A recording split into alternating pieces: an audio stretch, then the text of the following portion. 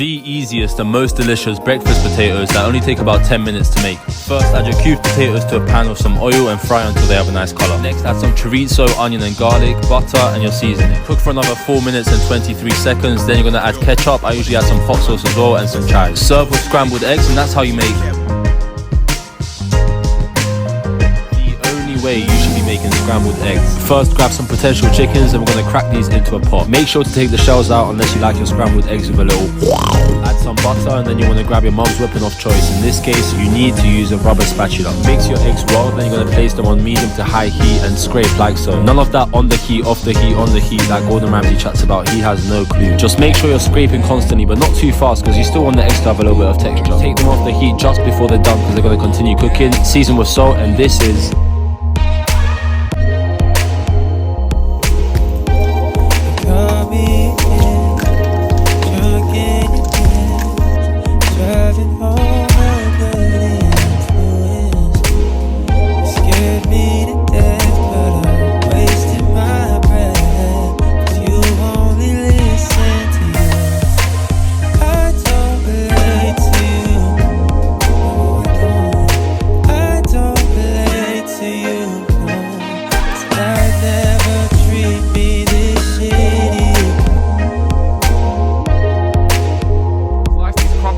and slap some garlic butter, grated cheese, and make yourself a crumpet sandwich. Put them in the dish and top with more cheese in case there wasn't enough. Chop up some chives and bake in the oven so they can come out nice and cheesy. Follow for more enjoy. Found out that we all have the same 24 hours in a day. Even Beyonce. What? I never knew that. That means that if I can make this beautiful piece of meat, you should be able to as well. I'm not going to tell you how to, but if you work really hard, really hard, you figure it out. I'm not even going to tell you what meat it is, but if you work your ass off, it might just be handed to you on a plate. Alright, check it out folks. I'm going to show you how to make a quick and easy, super cheesy mac and cheese. Alright, very simple. Like one to go. First thing first, bring your water to a rolling bowl. Plenty of salt. From there, add your macaroni, cook it according to instructions, and to the side. In a heated pan, let's go ahead and bring some heavy cream to a low simmer and season it. We got salt, onion powder, paprika, garlic powder, a little bit of Cajun. Give it a nice whisk. From there, let's come in with our cheese. Colby Jack, whisk it up. Sharp cheddar, whisk it up. From there, smoked Gouda, whisk it up. From there, go ahead and pour that cheesy goodness over your macaroni and give it a nice mix. Hold up. You hear that? That's how it's supposed to sound. Again, go ahead and mix everything up till it's evenly combined. Add more sauce if need be. Just go ahead and mix until everything is evenly combined. And from there, we're going to top it off with more cheese, sharp cheddar, mild cheddar, whatever you like. Make sure you get maximum coverage in the oven for about 25 minutes to get a nice crust. Bring it out. Woo-wee. Hit it with some parsley for some nice color. This will not disappoint. I'm telling you now. Give it a try. More recipes, check me out on YouTube.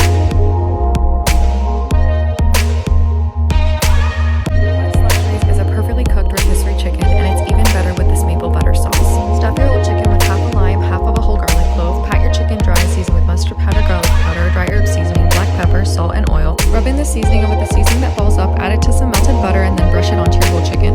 Add some more salt, and in a roasting pan, combine some mini yellow potatoes, broccoli, oil, salt, pepper, and the rest of that whole garlic clove. Place the seasoned whole chicken on top and bake in the oven for 25 to 30 minutes until you get a crust. Cover with aluminum and bake for another 30 minutes. For the maple butter sauce, combine maple syrup, butter, brown sugar, soy sauce, and lime juice. Also, don't be like me and make sure you melt your butter before you add it to the mixture. After 30 minutes, remove the foil and transfer your whole chicken to a flat baking tray or a wire rack. Brush on some maple butter sauce and back in the oven for 20 minutes. That's pretty much it. You can also cook down the leftover maple butter sauce with some starch water to help it thicken and use that as a glaze and a dipping sauce for your chicken when you're ready to serve it. That's how you make the most succulent rotisserie chicken you've ever had. Enjoy.